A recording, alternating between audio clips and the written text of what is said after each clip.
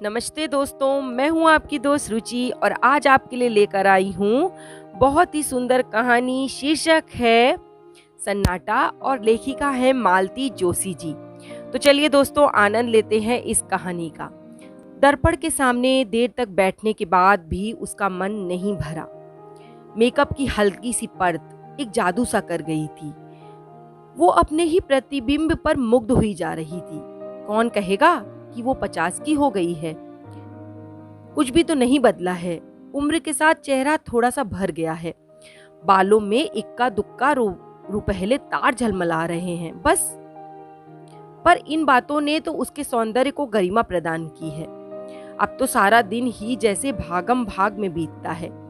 बिंदी लगाने भर को भी वो आईने में झांक नहीं पाती। नहीं तो एक समय वो भी था जब वो घंटों आईनों के सामने बैठकर निहारा करती थी अपने आप को। उन दिनों कॉलेज भर में उसके रूप के चर्चे थे। इसी रूप जाल ने तो गिरीश को बांधा था। इसी के बल पर तो वो बिना किसी दान दहेज के इतने बड़े घर में आ गई थी। बड़ा घर याद आते ही उसका मन कसैला हो उठा, जैसे दांतों के नीचे कोई कड़वी चीज आ गई हो। बीते दिनों की स्मृतियों ने कोई मधुर रागनी नहीं छेड़ी, बल्कि मन में एक टीस सी उठी। वो एक झटके के साथ उठ खड़ी हुई और कपड़ों की अलमारी के सामने जाकर खड़ी हो गई। बेकार की बातों से वो अपने आप को दुखी नहीं करना चाहती थी, अपना अच्छा भला मूड बिगाड़ना नहीं चाहती थी। साड़ी का चुनाव वाकई एक समस्या थी। अपनी रोजमर्रा की साड़ियों की ओर तो उसने झांका तक नहीं। साल दर साल उन्हें पहनते पहनते वो ऊब चुकी थी। कुछ साड़ियां जो समारोह के लिए खरीदी भी गई थीं, पर हर कपड़ा हर मौके पर खिलता थोड़े ही है। साड़ी ऐसी हो जो अवसर विशेष के अनुकूल हो और उसकी सौम्य सोबर इमेज भी बनाए रखे। कपड़ों को उलट पलट कर उत्तरा को निशी बहुत याद आ रही थी। वो होती तो क्या होता, उसे इतना सोचना ही नहीं पड़ता।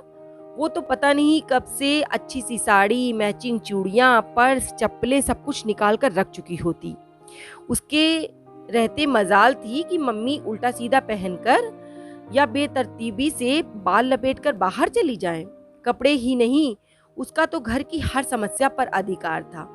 कोई भी काम उस पर छोड़कर निश्चिंत हुआ जा सकता था। उसके रहते घर कैसा भरा भरा सा लगता था। इस तरह दीपों में बटा हुआ तो नहीं था। उत्तरा को पीएचडी मिली थी तब निशी मुश्किल से 16 साल की रही होगी। स्टॉप मेंबर्स पार्टी के लिए बहुत जिद कर रहे थे। उत्तरा ने सोचा था कि वो कैंटीन में कुछ खिला पिला देगी, पर निशी अड़ गई। कॉलेज में क्यों? क्या तुम्हारा घर नहीं है मम्मी? और पार्टी का सारा प्रबंध उसने अकेले ही तो किया था। खाना तो खैर बाहर से बनवाया गया था, पर प्लेटें, चम्मच, नैपकिन, बर्फ, यहाँ तक कि पान सुपारी और जर्दे की व्यवस्था भी उसने इतनी सुघड़ता से की थी कि सब चकित रह गए थे। लोग अब भी पार्टी मांग रहे हैं, पर अब उत्तरा की हिम्मत टूट गई है। यूं तो कहने को घर में आंसू भी है, पर ये सोचते हुए उसने आंसू को आवाज दी। पर जैसा कि वो जानती थी कि कोई जवाब नहीं आएगा, तो जवाब नहीं आया। आजकल तो वो अपने पापा के आसपास ही मंडराती रहती है। निशी भी तो आशु होत के साथ ही लगी रहती थी। उसकी शादी क्या हुई, दोनों ही लड़कियां हाथ से निकल गईं। आशु इस बार आवाज थोड़ी तेज करके तल्खता के साथ उसने चिल्लाया, क्या है मम्मी? मूर्तिमान बेजारी बनकर आशु सामने आकर खड़ी हो गई। उसके लहजे से उत्तरा का पारा और चढ़ गया। वो भूल सी गई कि उसने बुलाया क्यों था। रूखे स्वर में पूछा, तुम अभी तक तैयार क्यों नहीं हुई? चलना नहीं है क्या? कहाँ? ओ, आज तो आपका फंक्शन है। सॉरी मम्मी, सॉरी, मेरा जाना नहीं हो पाएगा। क्यों? पापा को बुखार है ना। कोई नई बात तो नहीं? नई ना सही, पर ऐसी स्थिति में उन्हें अकेला भी तो नहीं छोड़ा जा सकता। 2 घंटे महादेव उनके पास बैठ सकता है। सो तो है मम्मी, पर वहाँ सारी साहित्यिक बातें होंगी। मेरा मन वहाँ नहीं लगेगा, कुछ समझ में तो आएगा नहीं। मैं वहाँ बोर हो जाऊंगी। ठीक है, उत्तरा ने विषय समाप्त करते हुए कहा। आंसू जैसे प्रतीक्षा ही कर रही थी कि वो वहां से जा सके। तुरंत पलटकर चल दी। उत्तरा देर तक उसे देखती रही। इन दिनों वो एकदम अपनी माँ की प्रतिकृति सी बनती जा रही थी, पर मन से कितनी दूर फिक गई थी। इसके विपरीत निशी एकदम अपने पापा पर गई थी, पर बचपन से ही मम्मी की बेटी रही है। पिछले दिनों से तो वो मम्मी से बेटी से ज्यादा सखी बन गई थी। कोई भी बात उससे निसंकोच कही जा सकती थी। कोई भी काम उसके ऊपर बहुत ही निश्चिंता के साथ छोड़ा जा सकता था। जब कभी बहुत दुखी होती तो निशी उसे सांत्वना देती, धीरज बंधाती। कभी कभी तो उसका पक्ष लेकर पापा से लड़ भी जाती थी। शादी होते ही लड़कियां कितनी बदल जाती हैं। सारी माया ममता पता नहीं कहाँ खो जाती। अब तो बस निखिल और मंटू, निशी की दुनिया इस दोनों में सिमट कर रह गई थी। मम्मी दोबारा अपनी बेचारी सी सूरत सामने लाकर आशु खड़ी हो गई। बोली, वो लोग आ गए हैं। अरे 4 बज गए क्या? उसने चौंक कर घड़ी देखी। आंसू, उन्हें बिठाओ, पानी वानी पिलाओ, मैं आ रही हूँ। अपने को आखिरी बार आईने में देखने के लिए मुड़ी तो उसे आंसू का खिंचा खिंचा सा चेहरा ही परिलक्षित हुआ। उत्तरा झल बुन कर रह गई। मेरे मेहमानों को एक गिलास पानी पिलाने में इसकी जान जाती है। पापा के लिए हर आधा घंटे बाद चाय बनाते समय इसके हाथ नहीं थकते। वो बुदबुदाई। सारा गुस्सा भीतर ही भीतर पी गई। इस समय वो अपना मन एकदम प्रसन्न रखना चाहती थी। नीचे उतर आई, बोली, हेलो एवरीबॉडी। उसने बड़े खुशनुमा अंदाज से कहते हुए हॉल में प्रवेश किया, पर वहां सतीश मेहता अकेला बैठा अखबार पढ़ रहा था। सामने ट्रे में पानी से भरा गिलास अनछुआ रखा था। चलो, उसने कहा। बॉय ऑल मीन्स मैडम, कहते हुए वो खड़ा हो गया, पर एकदम ठिठक गया। अंकल नहीं चलेंगे। दरवाजे तक पहुंच गई थी उत्तरा, पर देखा कि सतीश अभी भी वहीं खड़ा है। नहीं अंकल नहीं चलेंगे, उनकी तबीयत ठीक नहीं है, स्वर को यथासाध्य तल्ख बनाते हुए उसने कहा। और आंसू जी? सतीश ने अस्पष्ट किंतु उत्सुकता से भरे स्वर से पूछा। नहीं, वो कैसे आ सकती है? उनके पास भी तो कोई होना चाहिए। मेरा जाना भी मुश्किल था, पर अब तुम लोगों ने इतना बड़ा आयोजन जो कर रखा है। ये कहते हुए वो खटाखट सीढ़ियां उतरकर गाड़ी के पास आकर खड़ी हो गई। मेहता को मजबूरन साथ ही आना पड़ा, पर उसके लिए दरवाजा खोलते हुए, अपनी सीट पर बैठते हुए, गाड़ी स्टार्ट करते समय उसकी आंखें बराबर बंद दरवाजे और खिड़कियों के पर्दों पर लगी रहीं। उसे निराशा ही हाथ लगी। बेचारा सतीश। उत्तरा को उस पर दया आ गई। बेचारा जान छिड़कता है आंसू पर वो लड़की है कि 1 मिनट पापा की आंखों की ओट से दूर नहीं होना चाहती। साथ नहीं आई सो नहीं आई, पर गुड लक कहने दरवाजे तक तो आ सकती थी। पर ना, गुस्सा तो उसके पापा पर आता है। ऐसा नाजुक मिजाज है कि हर पल किसी का आंचल थामे रहना चाहते हैं। 5 बहनों में अकेले भाई, खूब लाड़ प्यार पाया। अम्मा जी ने तो एकदम आंख की पुतली की तरह सहेजा था उन्हें। तभी तो यथार्थ की धरती पर पैर रखते ही उनका दम फूल जाता है। जिस बीमारी का आशु इतना हवा बना रही है, उसकी नब्ज निशी ने खूब पकड़ ली थी। कुछ नहीं मम्मी, ये सब जॉब सिकनेस है, जिम्मेदारियों से भागने के बहाने हैं। इन्हें सारे झंझटों से मुक्ति दे जाए, फिर देखिए इन्हें कुछ नहीं होगा। बात एकदम सही भी थी, चाहे बिजली का बिल भरना हो या हाउस टैक्स, बच्चों का एडमिशन कराना हो या खेत में से गेहूं लदवाना हो। गिरीश को कल्पना से ही बुखार होने लगता था। बुखार ना आता तो पीठ अकड़ जाती, सिर दर्द से फटने लगता। बच्चों की हारी बीमारी में भी कभी उनका सहारा ना मिला। निशी की सगाई के समय तो वे अस्पताल में ही भर्ती हो गए थे।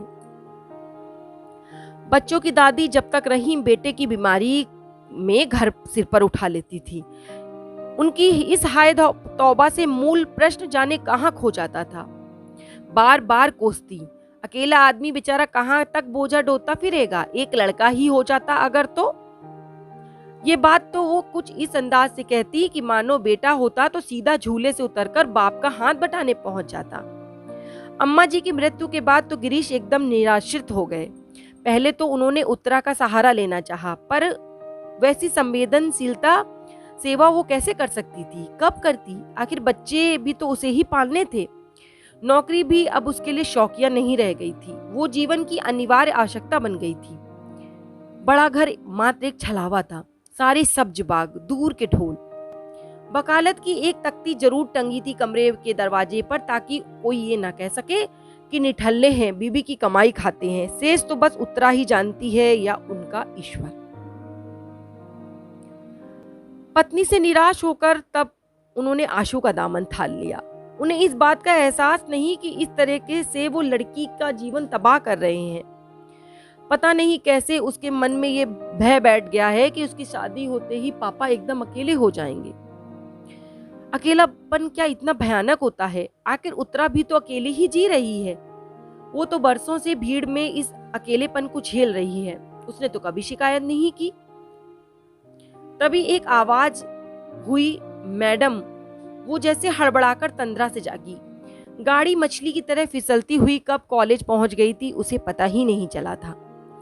पोर्च में उसके कुछ कनिष्ठ सहयोगी और विभाग के छात्र छात्राएं स्वागत के लिए खड़े थे। गाड़ी से उतरते समय उसकी मन स्थिति बड़ी अजीब सी थी। अपने ही कॉलेज में इस तरह मेहमान बनकर आना उसे अटपटा सा लग रहा था। एक बार तो बार बार मना करती रही, पर बच्चे नहीं माने। उसका गौरव, उसका सम्मान जैसे सबका हो गया था, इसे वो व्यर्थ कैसे जाने देते। यह सब कुछ इतना अनापेक्षित था कि उत्तरा स्वयं हैरान थी। वर्षों के अध्ययन और परिश्रम के बाद उसने एक बड़ी भारी भरकम पुस्तक लिखी थी।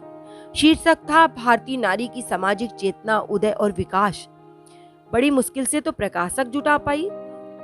उसने उस समय ये आशा की थी कि शिक्षा मंत्रालय उसकी पुस्तक खरीद ले और पुस्तक कॉलेज के पुस्तकालयों तक पहुंच जाए। 2-4 लोग पढ़ लेंगे तो उसका सारा श्रम साध्य हो जाएगा। पर आश्चर्य, पुस्तक तो अकेडमी पुरस्कार जीत गई। उसे तो सुनकर कानों पर विश्वास ही नहीं हो रहा था। उसके छात्र जगत में तो आनंद की लहर दौड़ गई थी। पुरस्कार समारोह तो वैसे दिल्ली में अगले माह होना था, पर उन लोगों ने कॉलेज में उससे पहले ही एक सम्मान समारोह आयोजित किया। उसे हमेशा अपने विद्यार्थियों से आदर और स्नेह मिला था, परंतु छात्र अनुशासनहीनता की पुकार मचाने वाले उसके सहयोगी अक्सर उससे ईर्ष्या करने लगते थे।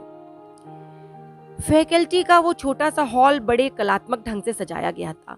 हॉल में प्रवेश करते ही स्वयं प्राचार्य ने उठकर उसका स्वागत किया तो वो संकोच से गड़ गई।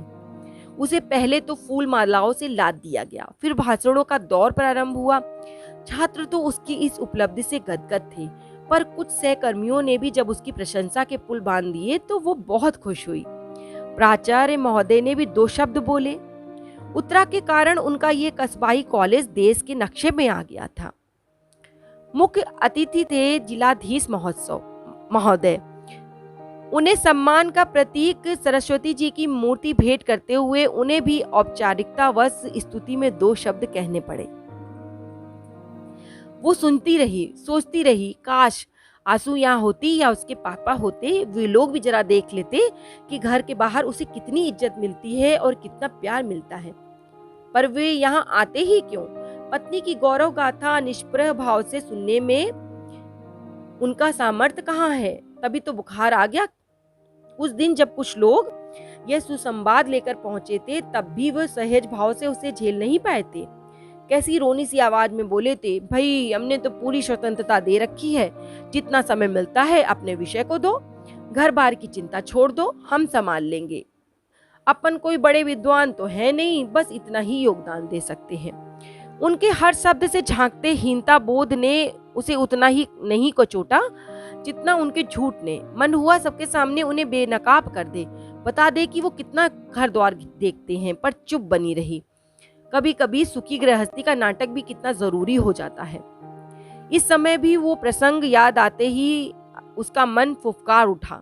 सम्मान की सारी खुशी, सारा उत्साह ठंडा पड़ गया। रात भर जागकर एक आलेख तैयार किया था, पर बोलने के लिए खड़ी हुई, पर एक शब्द भी नहीं याद आया। पहली बार उसे कागज की जरूरत महसूस हुई।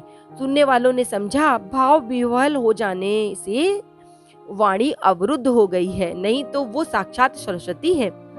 लौटते समय आधा दर्जन लोग साथ थे। फूल मालाएं, भेंट सामग्री उन्हीं के हाथ में थी।